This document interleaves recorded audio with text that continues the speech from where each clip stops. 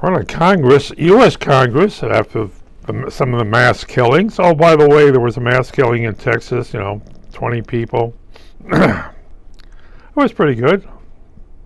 Chicago Memorial Weekend saw 42 shot, 9 dead. Trying to catch up to Texas, I guess.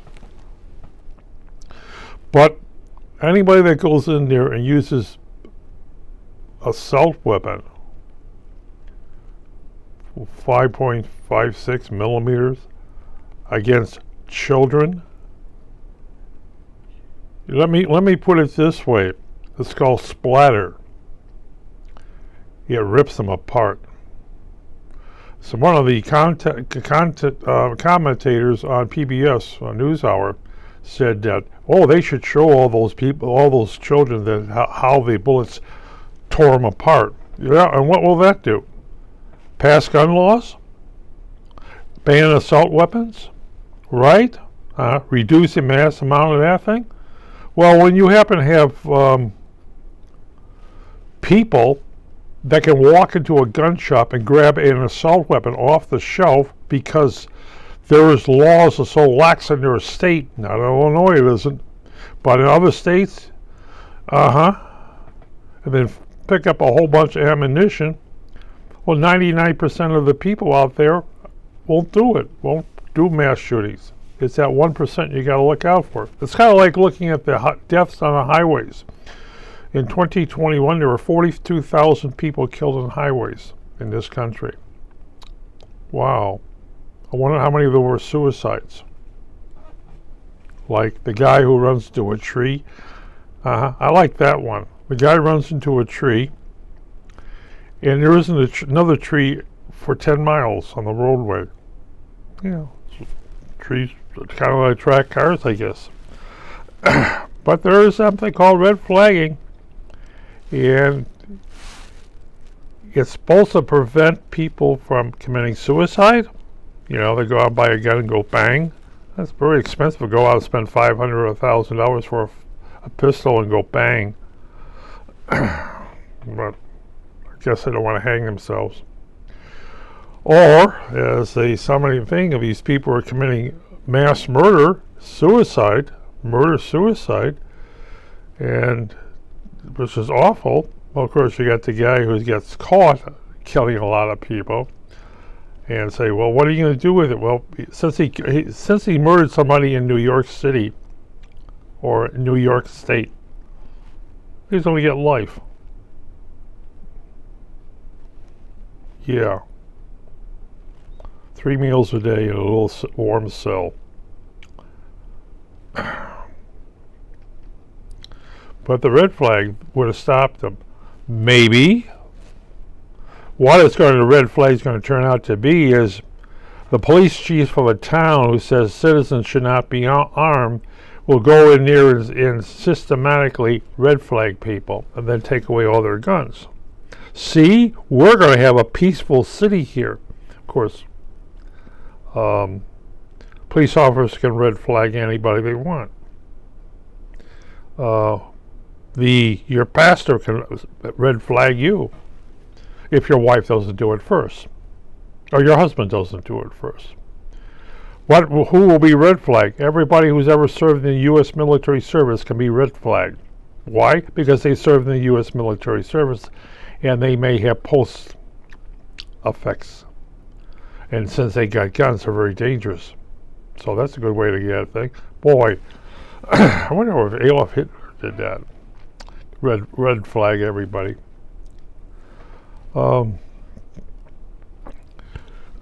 What else? How else will it be used? Oh, wives who want to teach her husband a lesson, or you've been missing. Wives who want to prevent themselves from being killed by a husband who has gone berserk when his wife said no to him. Have you read the Bible? In the Bible, it's several passages in the Bible. Right. God is served by man, women serve as men. You serve your husband. A lot of women at a certain point can't put up with it any longer. But with red flagging, They could be one of those people that the police say, somebody called in about the guy having guns and pointing it at somebody. So they go in there and say, well, you've been red flagged and we're taking all your guns. The guy says, huh? So, can I be red flagged? Sure, I got a bow and arrow. Oh, you can't have a bow and arrow or crossbow. You can't have a crossbow. That's dangerous. You might commit suicide. Yeah, load it up. Pow. Oh, I missed. But you stuck the arrow in your mouth. I know, but I missed.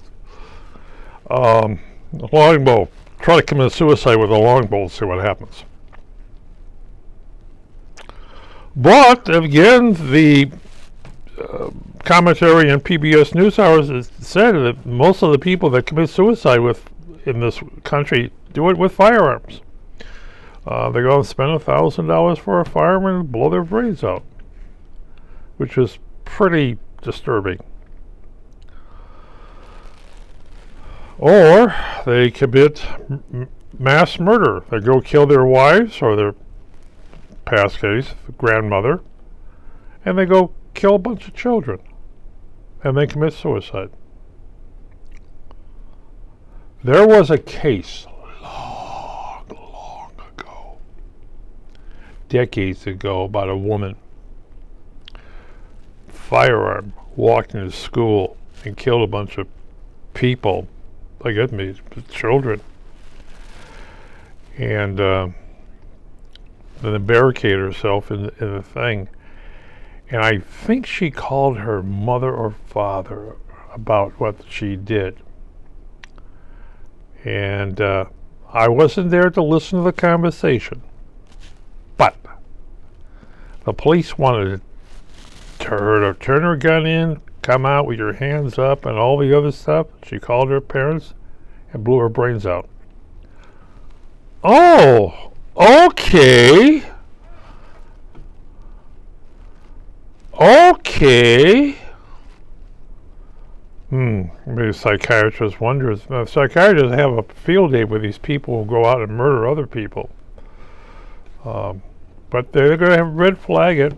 You're going to keep a person from using a weapon against himself, a family member, or relatives, or a school or an office full of people. So let's see if it works.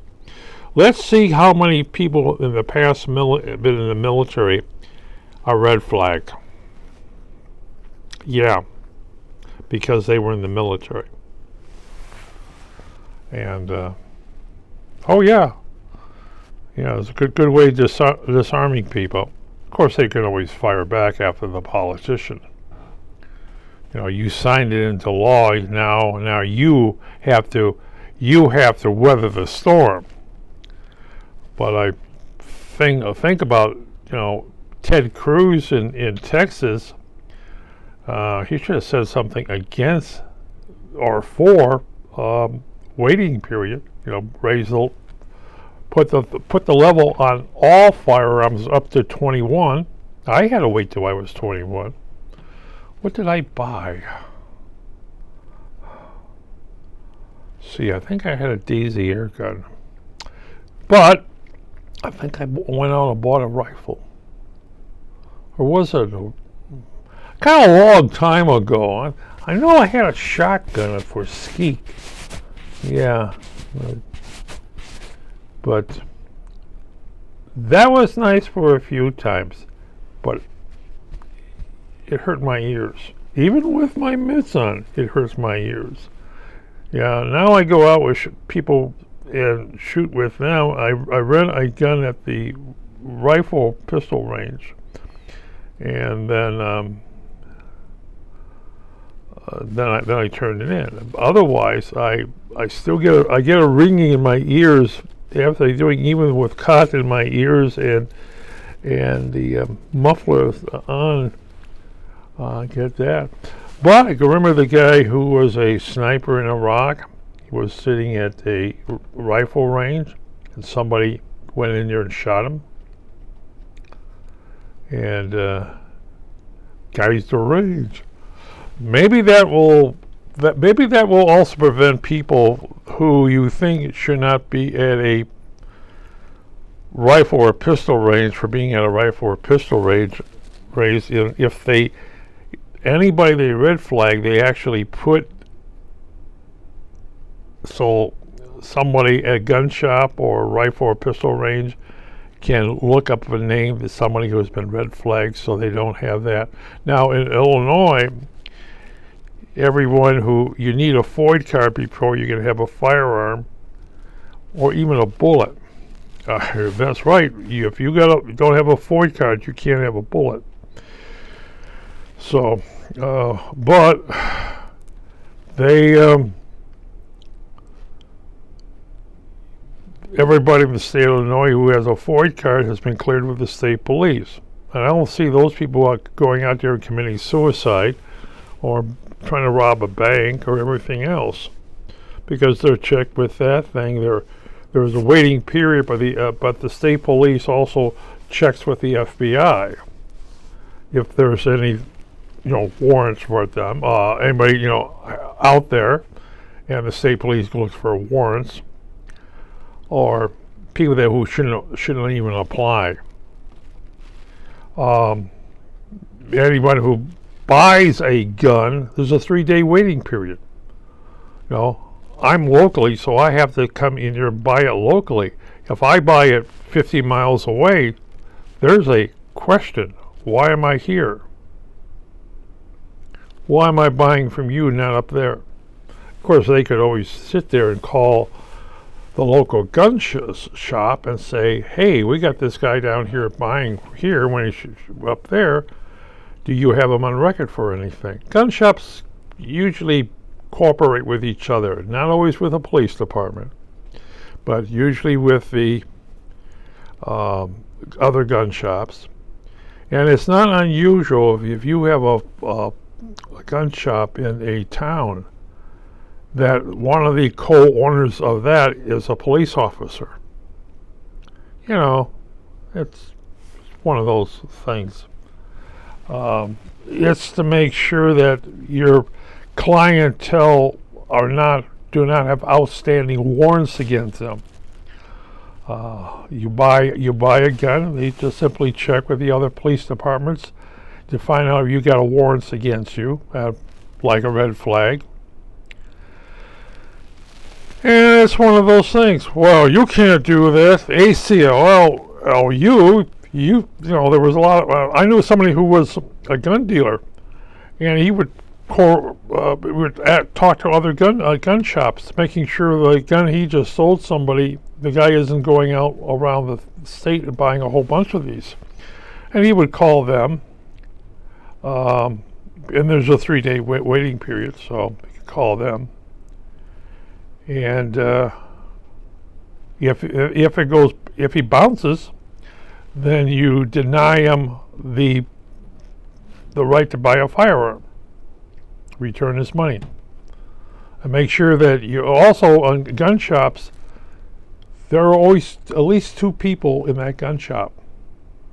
If you have customers there are at least 2 people or 3 in a gun shop, because you don't know if that client out there shooting out there is going to walk in there and shoot you and grab any gun he can get his hands on. That is another problem of or could be a red flagging, but again, who knows? Nothing I can do about anything. But I got my crossbow. I will think that red flagging, when it's passed by U.S. Congress, are going to be abused. Royalty. Really abused. Of course, the one thing about a person, well, let's see what happens.